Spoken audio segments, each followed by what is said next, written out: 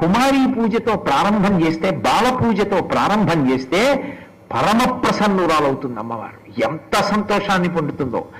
ఆవిడే బాలగా ఉంటుంది. నా మాట మీరు నమ్మండి, నేను మీతో ఒక యథార్థం చెప్తాను. అమ్మవారు పరమ ప్రసన్నురాలైతే బాల రూపంలోనే వస్తుంది, బాల రూపంలో తిరుగుతుంది. ఇప్పటికీ నేను చెప్పడం కాదు, శంకరాచార్యులు వారు చెప్పారు. భ్రమరాంబ దేవాలయంలో శ్రీశైలంలో బాల రూపంలో తిరుగుతుంది. ఎవరి పట్ల ప్రసన్నురాలైందో ఆయన దేవాలయానికి వెళ్ళినప్పుడు ఎక్కడి నుంచో వస్తుంది బాల రూపంలో. చెయ్యి పట్టుకు లాగి, నాకు ఆ పండు పెట్టవా, నాకు కొద్దిగా పువ్వులు ఇవ్వా, నాకు కొంచెం గాజులు ఇస్తావా అని అడుగుతుంది.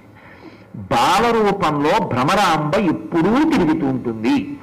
నేను చెప్పడం కాదు. శ్రీశైల దేవస్థానానికి చాలా కాలం ఆ శ్రీశైల ప్రభా పత్రికకి సంపాదకత్వం